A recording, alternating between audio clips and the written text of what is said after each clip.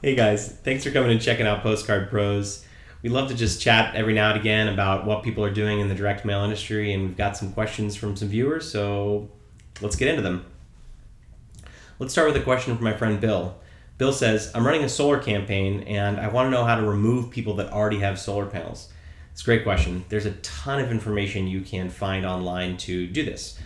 The way that I might approach it is just look at the roofs from space and zoom in Google Maps or Google Earth and figure out which folks already have postcards. Or sorry, not postcards. Folks that already have solar panels, and just remove those from your list. You can have an outsourced person do this too, so you don't have to spend all the time looking through yourself. Christian wanted to know, why should I use a bigger card? Does size matter? Well, good question, Christian.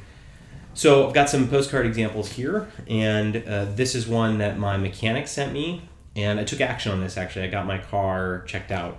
Right? He can send a smaller card because I know him, he's the only mechanic I go to, and it's just a reminder that, hey, you need to check your car out, and car's pretty important to me, so smaller cards work better in that case. Now Target, Verizon, they're sending bigger cards because I'm not necessarily interested in their service yet. I don't really know about it. It's more of an educational piece. So they're sending like 6x12, 6x9. And in this case, actually, Target has a pretty personal postcard. We'll look at that later. Carly asked, what's the smallest campaign I can run to see if direct mail works for me? So Carly, great question. One of the things that we like to think about really is, who is your target audience? Instead of starting with a budget or a number of postcards, just think about, how can we be as precise as possible with your targeting? So you can target by age, location, income. You can find out people that have pools, for example. So really think about your targeting, because that's going to have the greatest impact on your conversion rate. So once you have your targeting narrowed down as finally as possible, then you'll want to send 3 cards over the course of about a month, 6x11, 6x9, especially if you don't know those people already in your buying list. So that's probably where I would start. So last week Roy asked me about list generation and sort of what does it cost and what should I expect to pay. There are several types of lists that you can buy. You can buy consumers, you can buy occupants, you can buy businesses, and your cost will fluctuate depending on which list you buy. Now, occupants are the cheapest, and that's just address data.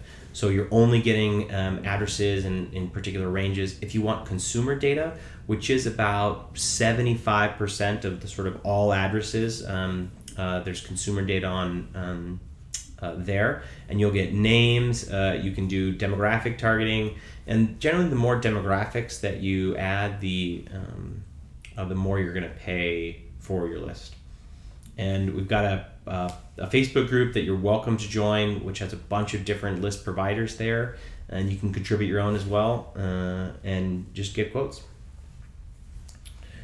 Pam and Lynn both want to know, what's the best way to measure return on investment? Now, a lot of people that are doing postcard marketing are sort of stuck in the 80s in terms of measuring the return on investment. So if you look at channels like Facebook or Google AdWords, there's measurement for all of those conversion metrics. You can do something like this with postcards relatively easy. You can create a simple forwarding URL, like Bitly is one of them, or Google has one where you can just plug in your link, you get a short URL, print that same URL on every single card, and then you can at least figure out which people are maybe interested in your in what you're marketing, and then follow up with them later. You can also do a Google Voice number, for example, if your call to action was to call, and that'll just forward numbers to whatever number you want, and that way you can measure how many people came through the top of funnel. Here's a question no one asked, but absolutely should.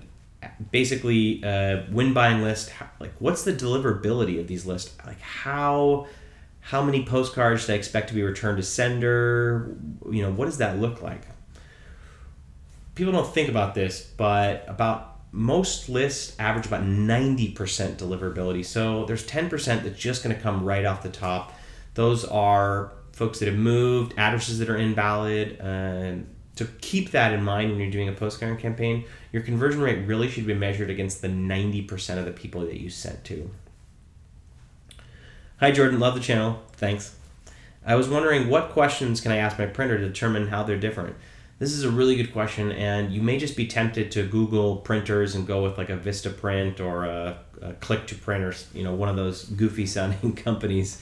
But what you want to ask is, do you guys support first class mail, first class pre-sorted, standard mail? It's all going to drastically change the price of the postcard, and generally there's some minimum send limits for things like standard mail, which is much cheaper than first class mail and has pretty much all the bells and whistles you need. You don't get postcards returned back to you, for example, with standard mail, but that should really work out for you if you're doing marketing.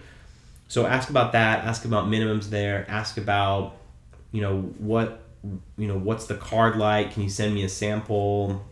Where are your printers located? So you can often save on postage if you have printers around the country versus a printer in Florida that's sending a card out to Nevada. So those are good questions to ask. And we go into some more tips on the Facebook group, totally free, Postcard Pros, facebook.com/group/Postcard Pros. You're welcome to join. Would love to have you. Hey Jordan, I'm thinking of running a campaign for restaurants local in San Francisco. How should I think about structuring my campaign?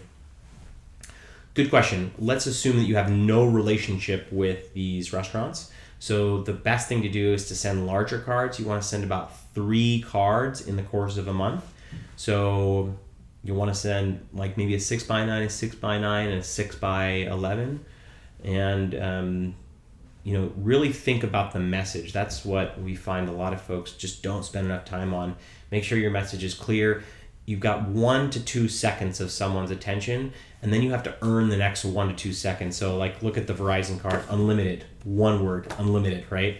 I definitely know I pay a lot for data, so seeing unlimited makes me want to turn over the card and read a little bit more about Verizon. You should definitely shoot for that in your campaign as well. So edit. Rebecca from Kovo. Oh, Kovo's a great place. Kovo's here in San Francisco. It's a remote working space. You can, get coffee there, hang out, work from the space. We love Kovo. So Rebecca wanted to know, how should I get started on the design of my postcard? So we talked a little bit about this in the last question, but let's actually look at a card here and show you an example. So this is an Amazon card. It's probably not my favorite, but I'll show you some things I like about it. 20% off. So again, they repeat it, 20% off. Love the discounts. You'll definitely want to provide an incentive for people to, to convert, right? So you want big, clear, bold headlines, 3 to 5 words. A company called Imperfect Produce we love, and we did a review on our blog. They have a tagline that is ugly produce delivered. Perfect tagline. 3 words, super simple. On the card, they show just some disgusting looking fruit that they will deliver to you. It's good tasting, but it's a little malformed. So really think about your message. Think about the supporting image. You'll want a very clear offer. You definitely want to add an expiration date to get people to act, even if you don't actually expire the code. That's important to do. And really give people a reason. And the one thing that people just don't think about enough in marketing is what's in it for the customer. And if you keep that in mind and you show people your card for a couple seconds, and if they don't get it, that means you need to keep working on your card. Great. Well, that's all we have for today. If you have any questions, feel free to drop them in the comments below. We'd love it if you would subscribe, and happy to take your questions offline as well. I'll put a link to the Facebook group. It's a private Facebook group where we answer these types of questions, both in video format and over on Facebook. Thanks so much. Take care. Bye.